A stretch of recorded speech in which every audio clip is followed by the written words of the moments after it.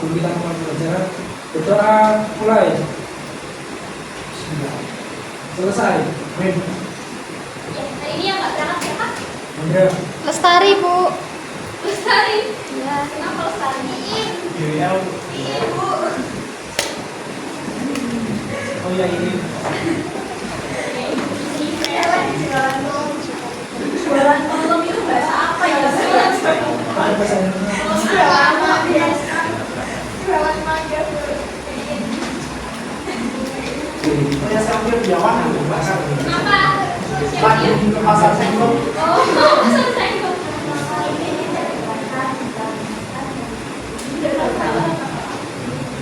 Mbak Mila bisa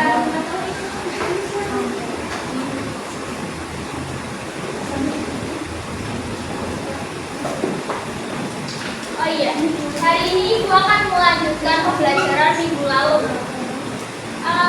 Mbak Gini yang mau sendiri?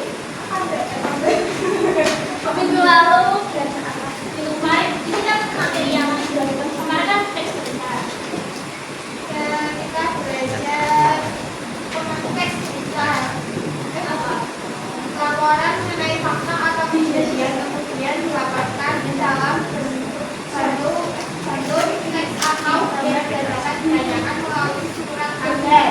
Iya, itu betul sekali. Anak-anak Ibu mau tanya, tadi sebelum kalian berangkat ke sekolah, kalian menemukan kejadian atau fenomena apa? Atau melihat apa? Melihat kecelakaan atau apa? Baik deh. Lagu itu. Gimana Bu? Maaf tadi tidak. Iya, sebelum kalian berangkat ke sekolah, apakah kalian lihat kejadian atau fenomena-fenomena yang Banjir, Bu. Jembatannya nggak bisa lewat. oh, gimana? Di Tirto. Iya. Hujan ya tadi malam. Soalnya itu orang malam. Oh. Pemalannya mana? Pemalangnya itu sana Petarukan. Taruhkan Mana ada salam buat orang Petarukan dia. Mana yang jual mantu anak itu.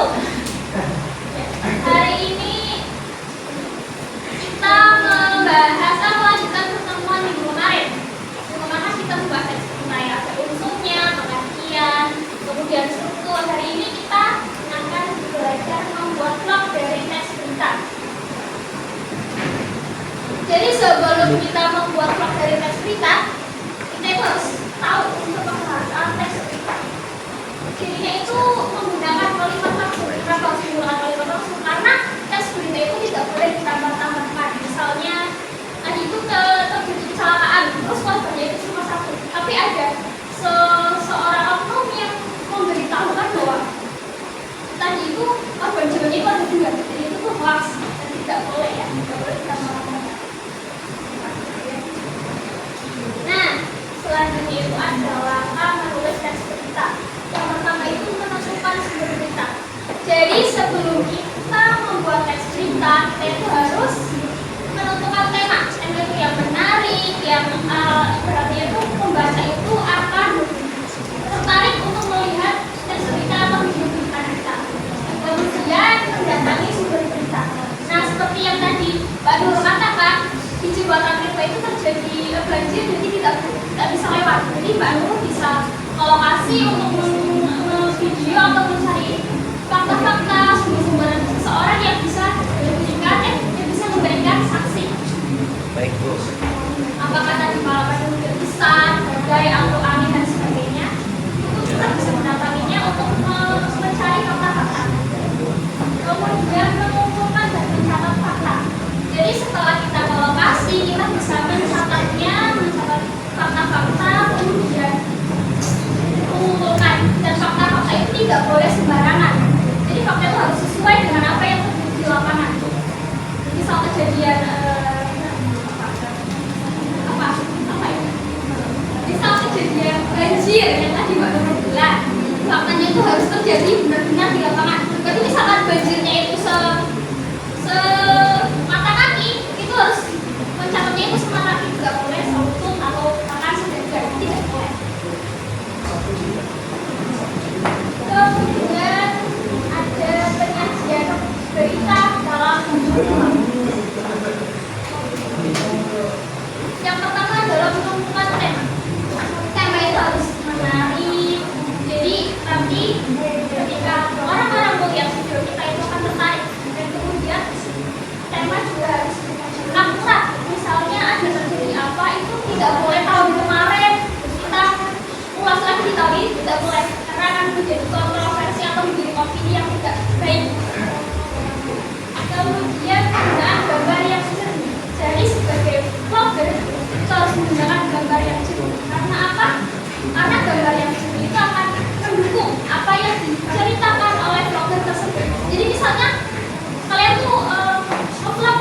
dua apa ya, pasar malam itu nggak boleh ukurnya cuma seperlu itu, maksudnya seperlu itu tidak boleh, tidak harus full, dan maksudnya itu tidak boleh goyang-goyang, emang caranya harus stabil. Kemudian penggunaan audio yang jelas. Kenapa harus menggunakan audio yang jelas? Karena audio itu sangat penting. Jadi berita yang disampaikan itu tidak salah karena audio dan pembicaranya itu jelas. Kemudian kemampuan berbicara. Sebagai blogger, kemampuan berbicara itu sangat-sangatlah penting. Karena apa? Kita harus bisa menggunakan informasi yang benar, kemudian tidak boleh tergesa-gesa, dan ada tanda titik komanya seperti itu. Nah, terima kasih. Itu tadi materi yang Ibu lakukan dari pertemuan kemarin. Dari materi tadi ada yang mau ditanyakan sebelum Ibu melanjutkan ke pelajaran berikutnya?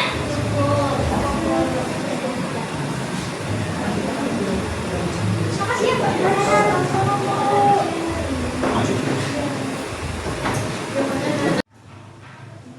Selanjutnya Ibu akan melanjutkan pembelajaran ini. Ibu punya sebuah media pembelajaran untuk melatih kalian belajar berbicara sebelum membuat vlog. Jadi itu di dalamnya ada gambar-gambar yang nantinya kalian pilih bisa pilih A, B, C, D, E, F supaya jadi nanti kalian tuh pilih di dalamnya ada gambar, nanti kalian bisa mempresentasikan gambar tersebut. Karena ini untuk belajar kalian berbicara, karena sebagai blogger itu bisa harus jelas, bagus, sesuai intonasi. Ada yang mau maju? Dua anak atau satu anak? Saya Bu.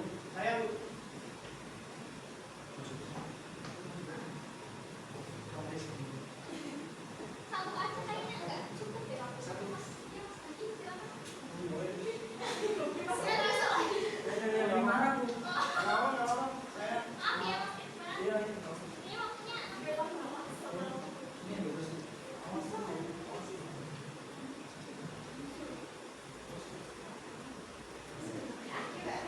Ini boleh dulu. Belum pernah. Belum pernah. Sini dulu. Mas Dwiki ini mendapatkan gambar gotong royong. Jadi Mas Dwiki bisa menjelaskan gambar gotong royong atau mendeskripsikan gambar ini. Itu untuk melatih Mas Dwiki berbicara. Saya mendapatkan gambar gotong royong.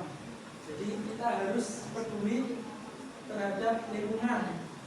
Jadi setiap hari Jumat ataupun setiap hari Minggu kita harus bergotong royong untuk membersihkan tempat yang kotor, misalnya tempat sampah itu, supaya kita melestarikan alam. Gitu.